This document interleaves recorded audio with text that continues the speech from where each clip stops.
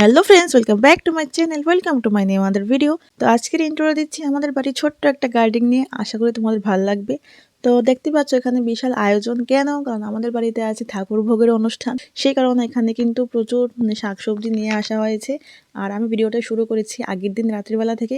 তখন আমাদের বাড়ির পাশের কিছু জ্যামা, তারপর কাকিমুনি সকলে এসে কিন্তু এখানে সবজি বানাচ্ছে ওরা, কারণ পরের দিন তো ভোগ দেবে ঠাকুরের কাছে, সে কারণে। তো তোমরা সম্পূর্ণ ভিডিওটা দেখতে পারবে। আমি যতটুকু পসিবল হয়েছে আমি একটু একটু করে শ্যুট করেছি। আর এখানে দেখতে পাচ্ছ, ও এম জি সো কিউট।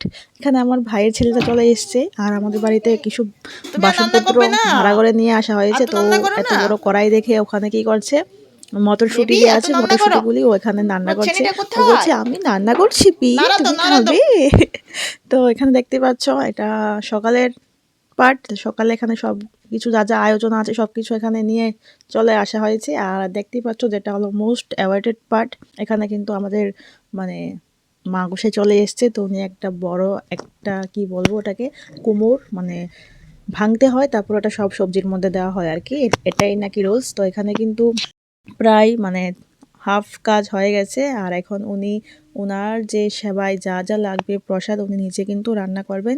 ওনার ছোঁয়া মানে উনি কারোর ছোঁয়া খাবেন না। তো এখানে তোমরা জানো যাদের বাড়িতে হয় আশা করি।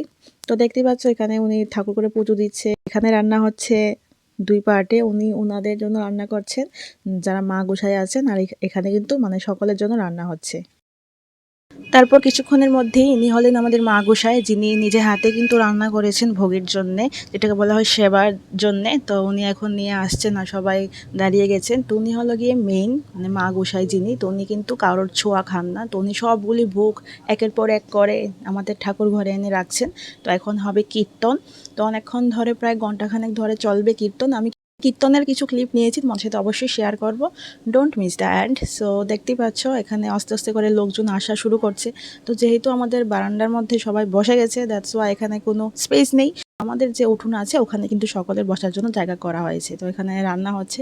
তো আমি এইদিক ওদিক করছি আর কি, কী করবো, নিজের বাড়িতে কোনো অনুষ্ঠান বলে কথা, সো একটু তো ভাগদৌড় করতেই হয়, তাই না? তো এখানে সবাই জ্যামারা কাকিমুনিরা মিলে কীর্তন করছে, আমার মাও গিয়ে বসেছেন। আর ঠাকুর ঘরে কিন্তু ভোগ আছে, তো ভোগ দর্শনে নাকি দুর্ভোগ কাটে। তো ভোগ কিন্তু পরে দর্শন হবে, আগে কীর্তন শেষ হোক। তো আস্তে আস্তে আমাদের সকল আত্মীয় স্বজনরা আসছেন, পাড়ার লোকজনও কিছু ইনভাইট করা হয়েছে। তো আর কি, মানে পুজোর মধ্যে কাউকে ইনভাইট করতে হয় না, পুজোর প্রসাদ গ্রহণ করার অধিকার সকলেরই আছে। এটা মানে পাওনা সকলেরই দরকার। তো সকলেই কিন্তু আসে আমাদের এখানে, এরকম না যে বলিনি আসবে না, ইগো ভাব ওই জিনিসটা কিন্তু আমাদের এখানে নেই।